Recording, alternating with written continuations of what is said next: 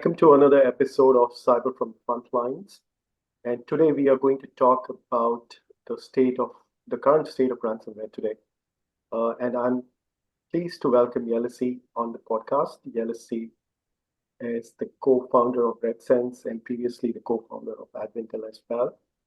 Welcome, Yelisey, and I'm so glad to have you on this show. Okay. Thank you so much, Arun. It's also a huge pleasure for me. Thank you. So I wanted to start with that there is a lot of moving and shaking going around in the ransomware world these days, especially the first quarter of 2024.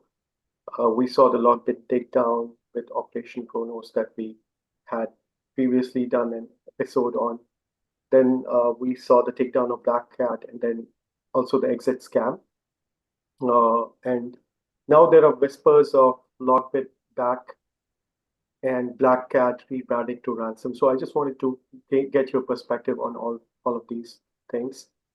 With that, the first thing that was on my mind was regarding LockBit, since we are hearing a lot of whispers around them. What is the current state of LockBit post-Kronos in your perspective? Yes, so LockBit is a very complicated case to assess right now because back in the days, back in 2023, they have released their builder, and essentially after that, everyone can perform a LockBit deployment. So right now, there is definitely forensics evidence, incident response evidence suggesting that LockBit attacks continue and that LockBit Locker keeps being deployed. What is very unclear, though, is what are the source of those attacks? Are those the same people who ran the core LockBit group and the segment that was taken down during Operation Kronos? Or we're just having this after effect of the builder release, and we're having the after effect of builder being disseminated, and really dependent on what is the source of of those new infections, new deployments. We could kind of predict what will be happening with ransomware as it is, because if it's actually single individuals, disorganized, well, not organized, not centralized individuals, individual collectives, if it's them just randomly deploying LockBit Locker, then that probably would be the actual future of ransomware, in a sense that we'll just have a lot of people with tools that are highly available, disseminating those tools in not organized, not targeted attacks. Yeah, and to add to that, actually, you covered it pretty nicely, because I was about to ask you about this ransomware group known as Sexy, SCXI. Apparently, they are targeting Latin America a lot, and in the recent intrusions, they used the LockBit 3.0 builder. So I was kind of curious: is that just the new people using the builders? And so yeah, that makes sense. This was LockBit Green, LockBit 3.0. This is even more complicated, because within LockBit 3.0 there was this version that was essentially a redevelopment of a Conti Locker that was kind of like a version of LockBit Locker that was created to fit the Conti operators. And we know we've discussed that extensively on your previous podcast. We know how integrated the Conti Alliance and Conti pentester teams were in LockBit operations. So right now it's even more complicated than figuring out, is that like central LockBit or just random people with a builder. There is also this option that is the same pen testers that were performing high-profile attacks for LockBit, but now they're doing that for Conti. They got back to Conti. They merged back with Akira. They merged back with Xeon, with Rual, which is now Black Suit. But they're still using LockBit Locker simply because that they're used to that. They're used to deployment of that. It's extremely chaotic. It's a real mess when it comes to attribution at this point, and it's almost impossible to say, where LockBit starts and Conti ends, or where Conti ends and individual actors with the locker starts. So it's a bit of a mess. Yeah, I couldn't agree more. It's going nuts right now. Um, so going on to the next topic that I had on my mind was regarding Blacknet's exit scam. So if you could explain what that was, and uh, that would be thanks. Yeah, I did have, as some other researchers did, I did have a lot of elaborated theories on what was going on, but by now this has been almost months and a half from the exit scam. I think by now we need to conclude it's pretty clear that it is just an exit scam. Probably some of the operators did not agree with the exit scam. They still had Steam to continue operations. Uh, Possibly Ransom Hub is what emerged out of that. But this is still unclear. Like we still don't have definitive evidence to point out that Ransom Hub is a rebrand of Black Cat, or as a spin-off with people who disagreed to stop the activity and just do a quick cash out and leave the ransomware space. Or it could be a completely unrelated group that somehow obtained some access to Black Cat's data, intellectual property, locker development, obviously data from Change Healthcare. That is like a focal point of discussion when it comes to Ransom Hub. But at this point, again, it's very unclear, and it's just pure speculations that we see right now. I see people claiming that it's a rebrand, but I really don't see any evidence to support that. It doesn't mean that those evidence are absent, and doesn't mean that it's not a rebrand. But like again, when it comes to ransomware, actually, when it comes to anything related to cyber threat intelligence, I think the only statements that could be made honestly and legitimately are statements based on facts, and unfortunately, that's not what we're seeing so far. Yeah, understood. Actually, that was my follow-up as well on Ransom Hub. But yeah, like you said, its attribution is very tough right now with all this chaos happening. So Yeah, it's pretty speculative at this point. yeah, yeah. So how do you see this all panning out? Like we saw the rise of ransomware as a service, affiliates, this whole model. You have the operator, you have the affiliates. With what happened with the exit scam, and do you see this model going away, and ransomware groups just saying, okay, we are going to be closed because we don't trust anybody? I think so. I at least hope so. I think that ransomware is exhausting its potential. It hasn't been evolving at all through the last 5 years. I feel there is a major misconception that, well, ransomware is definitely a threat. No one disputes that. But the majority of factors that play into ransomware being so dangerous is not ransomware itself. It's poorly defended infrastructures and internal systems.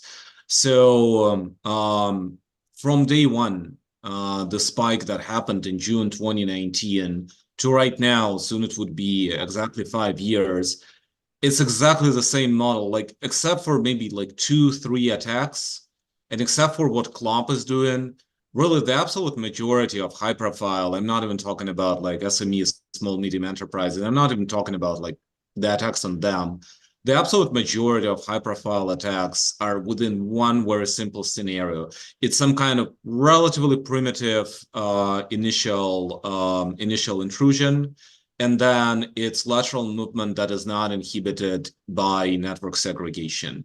And what we have heard today, well, not today, that statement was done, I believe, around a week ago by the I believe it was CEO of United Healthcare Group, the company managing Change Healthcare.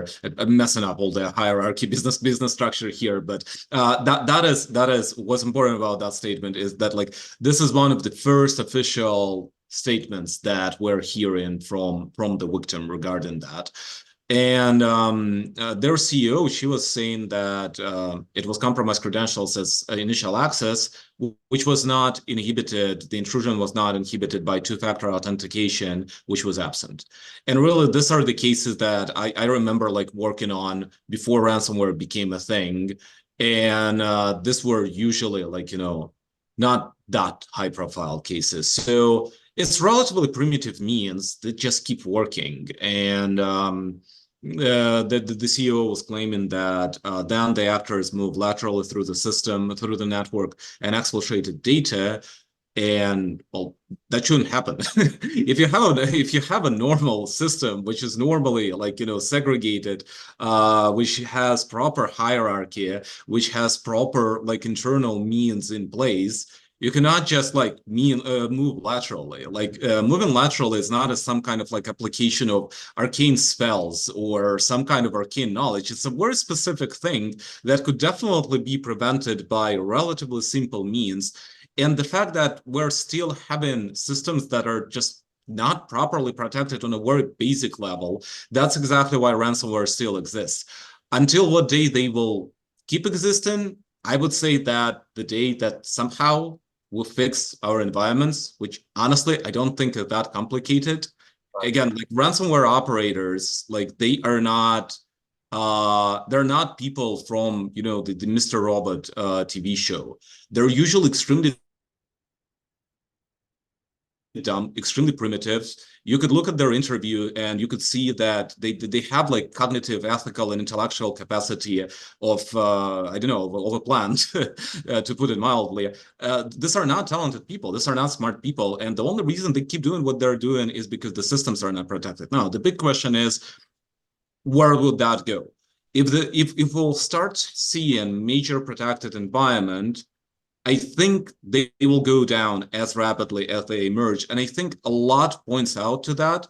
I feel that at least within I would be very specific on like, my scope, which is limited, at least within the groups that I monitor, which is like mostly Conti, post-Conti, partly LockBit, partly Blacknet, to a very smaller extent, but Blacknet. At least with those groups, we clearly see they are on the decline. The operators themselves, in internal chat and leadership meetings, they're saying they're on the decline. There is interesting data from Chainalysis that ransomware got more payments in 2023,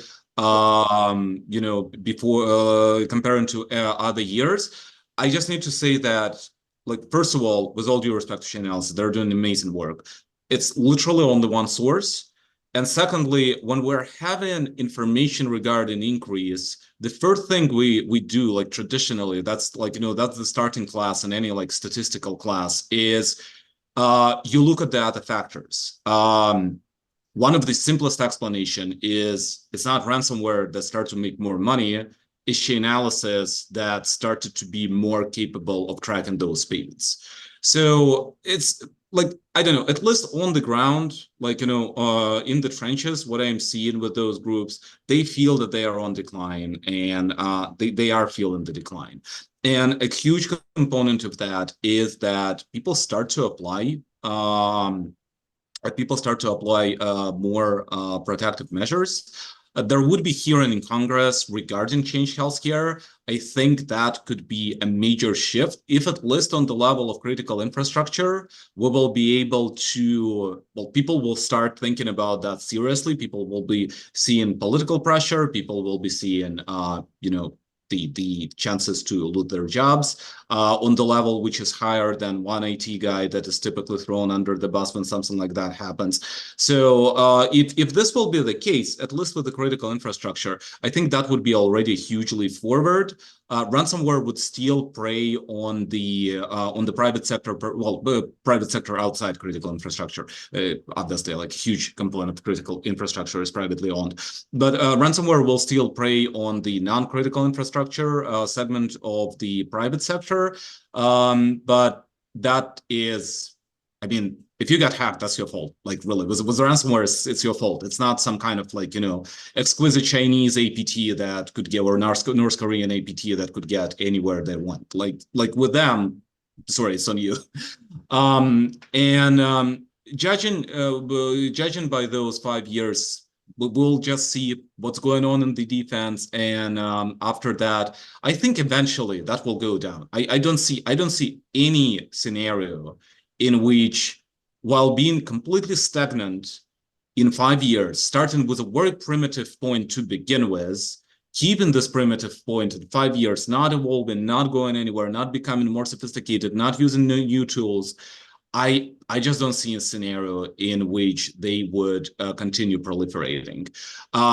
We may see a completely new brand or wave of ransomware originating, maybe like, I know there is a lot going on with stealer malware development in Latin America. If that would transform, usually it doesn't go that route. Like, people who are developing malware typically are more intellectually advanced. They typically just don't hang out with ransomware people. The only big exception was Tribot imitate Rook, but Rook was like creme de la creme of the ransomware world, so they were an exception, and even they didn't like sustain that much, because Rook transferred to Conti, got a lot of new people, and actually the old guard almost entirely vanished. We were seeing that most of the actually there was a really interesting case, Trend Micro, who was also participating in Coronas. So Trend Micro published the aliases of the affiliates within LockBit ecosystem and larger ecosystem. And one of the affiliates was his alias was Buza. So Buza, also known as Enigma, they were the last admin of Tribot. So it's like the absolute, like, almost like the absolute king of crimeware world. They were administrating Tribot back in 2021, maybe 2020, but definitely back in 2021.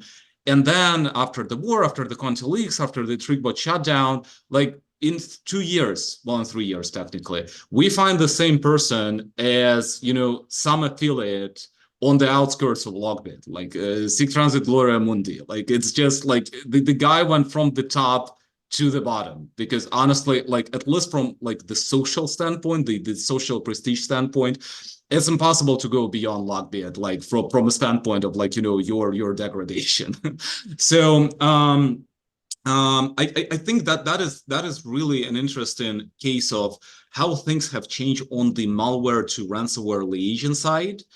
And without that component, plus all the primitivism, plus all the non-evolutionary stagnation, I just, even if we're thinking beyond like Russian-speaking communities, even if they're thinking like, there were some cool botnets developed. The suspicion that Darkgate developers based in Philippines.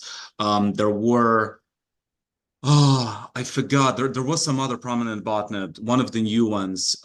It's I believe it was, I want to say Radamantis, because Radamantis was recently banned on forums, and it just keeps Blacknet. That was. So Blacknet was developed allegedly by a person from UAE. So we definitely see like a lot of traction on the malware side and the malware loader side, which typically adds additional fuel to ransomware. But we don't really see the tendency of those people working that much with the ransomware developers. Like Darkgate, it was used by Blackbuster, then they departed. Blacknet, they were trying to offer their services to malware operators, but that never happened. So to ransomware operators. So they're not in the good place. They're not in a good shape. That's what I'm trying to say. Understood. That's comforting to know, actually. Yeah. It's we're moving in the right direction. I clearly see that. That's good to know. That's good to know. So in terms of what to expect, you already talked about what we should expect, but in terms of what threat actors or ransomware groups we should focus on now, I remember in our previous podcast, you talked a lot about Akira, and I have seen a lot of Akira trends Yeah. trending a lot. Is there any other ransomware group that we should focus on? Yes, that's a great question. I think that that's really the question that should be in the central discussion after a takedown, after a major shift. Where like after the takedown, where the people would go, like who will occupy the space that was emptied by a takedown.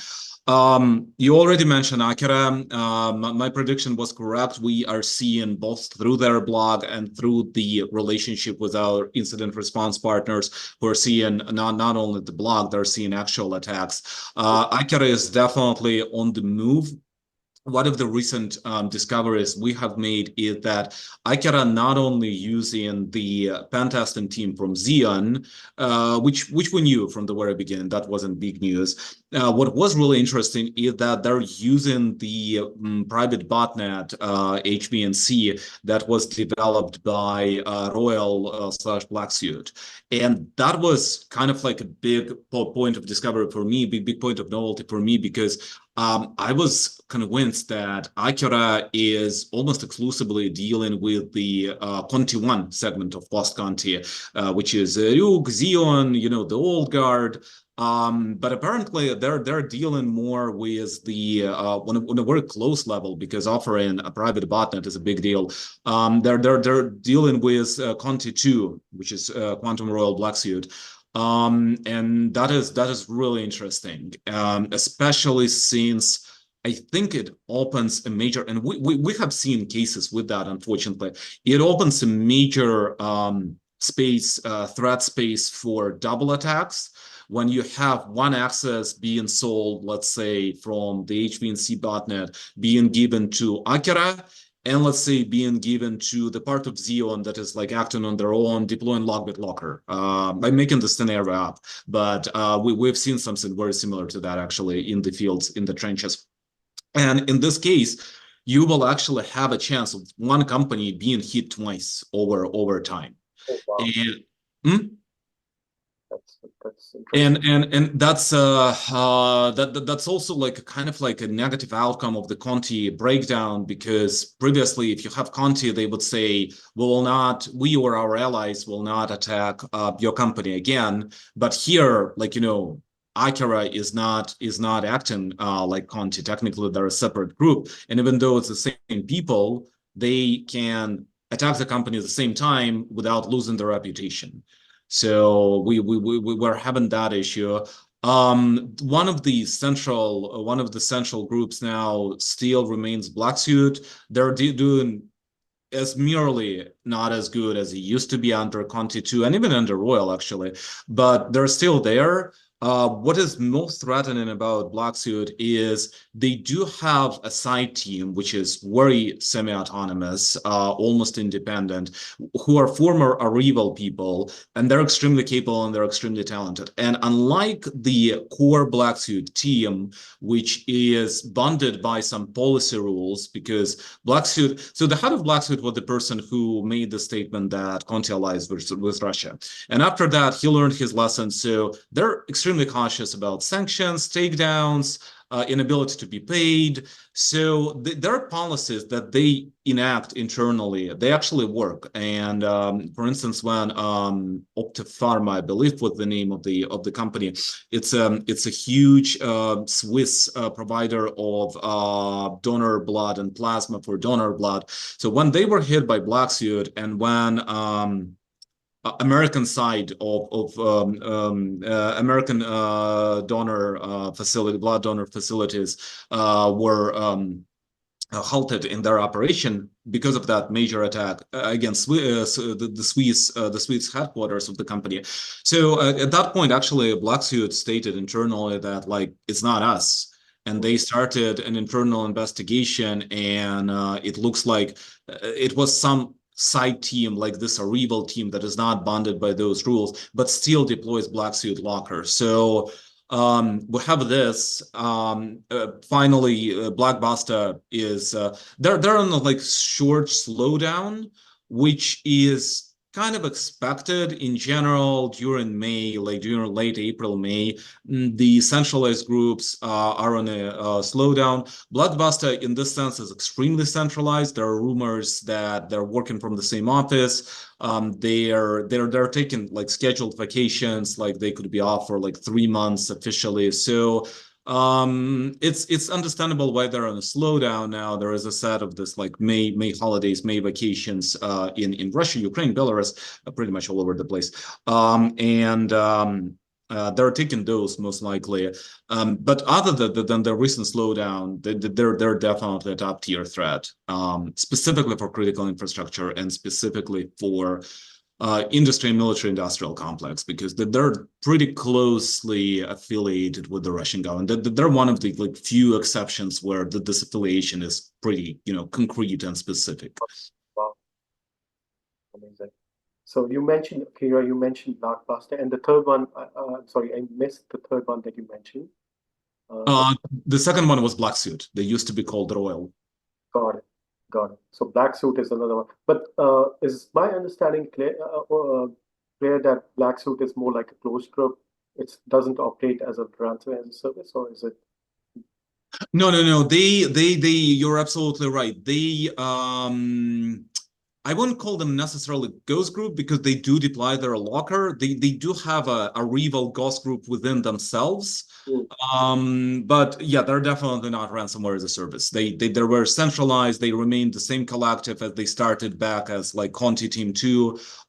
You're absolutely right. We couldn't really call them ransomware as a service. Same applies to Blackbuster. Akira actually, I think, is on the brink. I think Akira could be defined as a RAS from just, definitional standpoint. Xeon could be defined as a RAS from a definitional standpoint. And obviously we have like, all the classical RASes that still exist, like LockBit in whatever shape that is now.